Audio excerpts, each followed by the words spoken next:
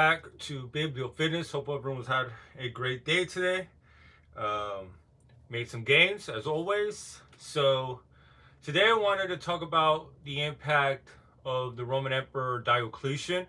It's been a while since I've done a little bit of a Roman. I'm still not really, but yeah. I've been thinking about it recently.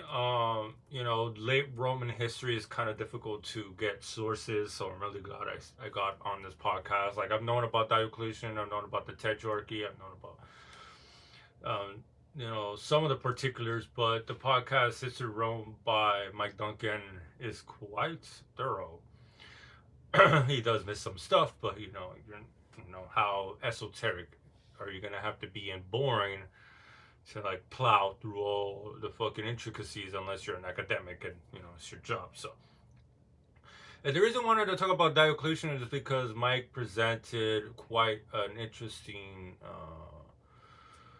opinion or hypothesis on the impact and the importance of Diocletian's reign and his legislative upheaval, I guess you could say, and really changing the dynamic of government, changing the dynamic of the economy and everything else in the Roman Empire while he was around for 20 years. I think it was like 19, 20 years, and then he retired. Because he is definitely one of the greatest state builders there is. And one can make an argument that he's had a kind of a bigger impact than Augustus himself. Which is kind of crazy to say. Augustus is considered one of the greatest or the greatest state builder of all.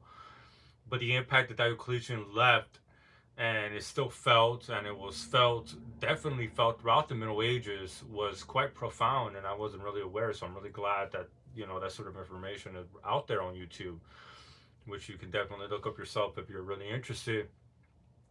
Is the setting of of what would be the feudal system. That was basically the backbone of medieval Europe, and then you could talk about the thematic system at Byzantine era as well, with the aristocratic landlords, and but even that had its thing in Diocletian, because it was very turbulent times when he was around. Rome wasn't the big kid on the block anymore. Well, I mean, it was the big kid on the block, but that's all it was. He was just a big kid. Um, there was other countries, there was other nations, there was other states that were starting to coalesce, that were starting to form together. You had all these barbarian tribes, figuring out that if we don't come together, we're just going to be overrun and be subservient to Rome in perpetuity, unless we copy them. We form our own state, so it allows us to become even more cohesive, because you can't find a state with a bunch of loose tribes. It's just not possible. One of the biggest political agendas of the Roman Empire, even from Augustus all the way to someone like Diocletian, was to play off these tribes against one another, show preference to one, so there was just this constant tension, and with that constant tension and back dealing and stuff like that, they were never able to form a cohesive unit until the crisis of the third century and stuff like that with Aurelian. Was obviously before Diocletian, but Diocletian was a heavily important, influential individual because of not only of the feudal system, which I'm going to get to. The reason that all of this really started taking place is because of the geopolitical situation that was turning and was becoming quite chaotic and detrimental to the Romans. The frontiers were constantly getting assaulted. Garrisons and forts were no longer a viable option. You can't have all these stagnant pillars or stagnant outposts out on the frontier, because if barbarians or whatever another invading force was able to get through, you had a very soft underbelly. Your entire underbelly was exposed, because there was no all you just skip past all the fortifications that were supposed to defend in the first place. So then a lot of people started really, attribute him or Constantine with the whole mobile troops and the emphasis on the cavalry. And, it started getting away from the cohort legions and started becoming even more and more compartmentalized the units in order for a faster response time. Because you just had to plug so many holes that having a large army is just not going to cut it, because the logistical nightmare that's going to ensue, the speed and the reaction. These emperors were constantly reacting. You were never able to be. They were never preemptive. They were constantly reacting to an invasion. By the time they got there, they already started rampaging and doing their thing. You know what I'm saying? So he started really enacting the idea of fortified towns and fortified castles and garrisons that were self-sufficient, and soldiers that were no longer just soldiering. No, they were farming. They were collecting. It was the self-sufficiency, and everything started getting walled off in order to fight these barbarians, because during this time they were not particularly adept at siege warfare. So you could start seeing the creation of these fortified towns, fortified castles, where from these walled off sections, the cavalry come out, the armies will come out. And it's not a very difficult assertion to go from what's going on then to what's going on and what happens in the Middle Ages with the knights and everyone coming out of the castles, you know what I'm saying? From these very centralized, very localized, but very strong points of authority. And with that, it started forming the decentralization of power. That was a big problem in France during the Middle Ages until Philippe II Augustus, and you had the Merovingians, or who was it after? I forgot who, but they had a big problems because you had all these landowners that started becoming self-sufficient, and if you're self-sufficient, like, why are you gonna pay attention to some fucking king if you got everything you need? So that dynamic really started to play out. Maybe it wasn't obvious, obviously, when it was originally enacted under the reign of Diocletian,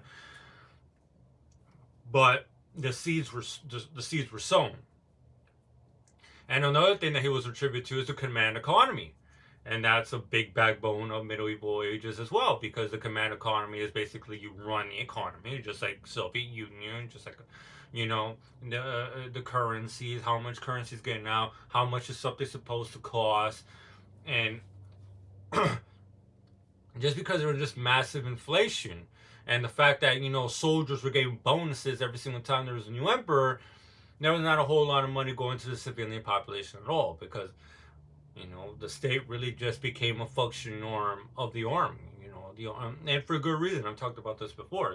The army was needed across vastly different fronts. It was a very hazardous job. And that's why towards the end of the Roman Empire, they had to constantly recruit barbarians, because nobody wanted to fucking be a soldier. It's a terrible job. They treat you terribly. You're probably going to get stabbed, or you're probably going to die of disease or exposure, or among other things. The career prospects weren't really great to want to be a soldier, but Diocletian, I guess, saw that. And he really wanted to keep everything foundational and structured. And that's when he really started acting like, if your dad was a tanner, or if your dad was a farmer, that means you're going to be a farmer. And that means your son and your grandsons are going to be farmers. Just like the feudal system, right? Just like the what is it? The indentured serfs and shit like that. That you weren't able, like, even under Diocletian, you were no longer able to just migrate to wherever you wanted, because it was going to destabilize the economy, and you couldn't change your trade unless you were authorized to, because, like I said, you were going to fuck up the economy, and Diocletian was very keen on maintaining some semblance of stability for the economy, and that's a huge proponent of medieval ages, right? Like, serfs couldn't leave their territory, like the specific plot. They couldn't leave their plot of land. They couldn't. They had no room to maneuver. Like I said, if you were a farmer, your son's gonna be a farmer, and your grandson, and your great grandson, and they're gonna be stuck, like, wherever you were born was most likely you were gonna die within a few feet of where you were born, and that's the whole world that you were gonna see. That was originated under Diocletian, and when I started reading that, listening to that episode, it was like, what the fuck? I did not know that. Like, that's absolutely insane. It's extremely insightful how he really laid the bedrock for how medieval Europe was going to conduct itself for centuries to come, and he probably wasn't even aware of it. And like I said, like even then, like his tetrarchy crumpled immediately after he abdicated. Immediately, within a couple years, it was done. Like everyone was killing each other, and it became basically a royal rumble. And then one of the most profound and honestly one of the smartest things that he did was the legitimization of authority. And that's something I talked about earlier in one of my previous episodes, that the legitimacy crisis was the plague, was the bane of the existence of the Roman Empire, and was the reason why there were just so much destabilization, and the reason why there was barbarian invasions everywhere, and yet they were still killing each other. There was still civil wars, and that was something never solved, even with all these existential crises continuously popping up perpetually, like year round, back and forth. You kill one, you take care of one, you plug in one hole and another one comes out this one, another one comes out this way. And that's why the whole mobile army started really formulating under Aurelian, which was the first one. He was the first one. I think it was Aurelian or Severus Alexander. The idea and the command economy and self-sufficient garrisons and things of that nature. They're Diocletian, and one of the biggest thing that he did was taking away the legitimacy of the emperor from the army, to God. It wasn't the Christian God, it was Jupiter, but that is probably the most impactful thing that he ever did. Not the central economy, not the command economy, not taking care of the currencies, not the serfdom, no. The legitimacy of the central authority of states under the most supreme authority in the world, or to any mind, really, God. You can't top God, right? And that was one of the most genius things he did, is because if you were a commander of a legion and you were proclaimed as Augustus, you do one fuck up, or they see that the other guy has better prospects, they'll fucking kill you and switch sides. Your whole authority is premised on the compliancy and the loyalty of your army by bribery, basically, taking care of them. Even though, like I said, it's for a good reason. These guys are killing each other. These guys are dying. These guys are under horrible conditions. Yeah, you're gonna want a little bit of money as well, and people could be myopic and not take into account the potential consequences of exclusively focusing on the army, which is why there was rapid, massive inflation, and why under Diocletian's direction with the command economy, the aristocrats were really starting to take hold and becoming those serf lords that they were going to be later on. And that's why he really started changing the legitimacy to God, and that was under Aurelian. Remember, Aurelian was Sol Invictus, the unconquered sun. And it was a genius move. And he was the one that really started taking on the moniker and what a lot of historians call the beginning of the era of the dominant. From the princeps to the dominant, where it was a monarchy. There was no more, pulling strings. There was no more fallacies thrown in your face. This is a monarchy. This is an autocratic regime, and the opulence that was displayed, the disconnection from society, the making himself to be a mythical figure, is saying that God anointed me as the representative of the earth, and that's why I'm king. And placing your authority to God instead of the army, which is how it always was for since Caesar, since Julius Caesar, even before that, Marius and Sulla. So for hundreds of years, that was the central authority, was the army. The army was the only the segment of the population that mattered. And he somehow was able to pull off getting away from that, and placing his authority on God. God is the reason that I'm king, not because of the army or anything like that. And that was crucial, because as we all know, every fucking monarchy afterwards were saying that they were anointed by God.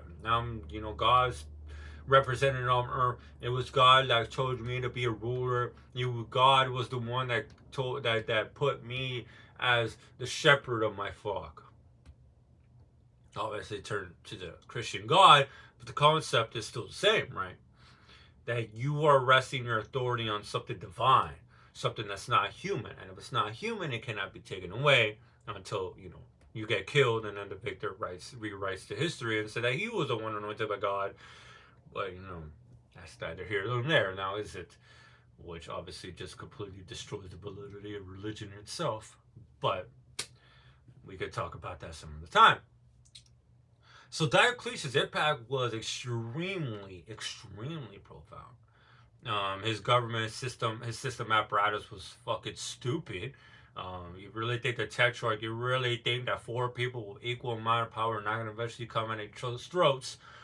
You have no idea how the human condition works. But he was such a dominant figure that he was able to do it himself. It's just like Augustus. He created a great system. If you were Augustus, if you were as politically savvy, if you had the gravitas, if you had the reputation already, then yeah, perfect system. Everyone's happy. But not everyone is going to have that same level of magnitude. Not everyone's going to have the same level of competence, which is a big problem. Hereditary monarchies is that you as a father, you could be this absolute genius, this great statesman, and your son could be an absolute retard, and your country's fine. And that's what happened. Look at Theodosius, the last man to unify both empires. He left his fucking empire to 2 sons, Arcadius and Honorius, jits. What do you think was gonna happen?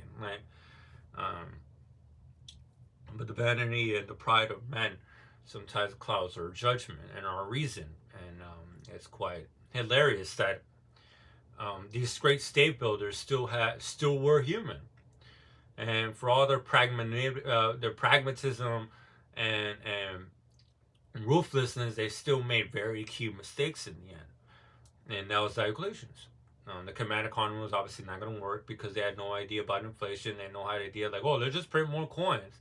That's not how you resolve issues. But obviously they didn't know about that. They didn't know about fucking inflation and the impact of too many coins on the market and things of that nature. But he laid a huge bedrock, and he created the title dukes. Like the commanders of a certain amount of land, in certain regions, they were the big head honchos, and they had control, which is obviously right on. Ducks, the dukes. The dukes of medieval Europe, the motherfuckers that would run shit and were the surf lords. Like, it's really crazy the amount of impact that Diocletian had. And I want to be able to read more about him later on. Very, very impactful figure. And then probably sometime and soon I'll probably be talking about Constantine. That fucking dumbass. I'm sorry I said that. He's not a dumbass, obviously. I'm just a little bit skewed because he's the fucking guy that allowed Christianity to run rampant. And here we are today. So, thank you guys so much again for watching. I hope you guys look into this as well. Like, really, Rome never ceases to fascinate me. And never ceases to amaze me the impact that Rome had and Rome continues to have. It's just always something new to learn, right? So, hope y'all have a great day. If you haven't made any gains already, please do so. I'm honestly probably going to take a couple of days off. I feel absolutely exhausted. So, I'm going to, tomorrow's rest day, but depending on how I feel coming into Thursday, I might take that day off as well. I'm just feeling extremely fatigued, and I'm really not trying to push it. Like today, I'm not looking forward at all to the gym. I was at the gym, I'm like, I want to get this over with, which is not a good sign. So, love y'all. Have a great day.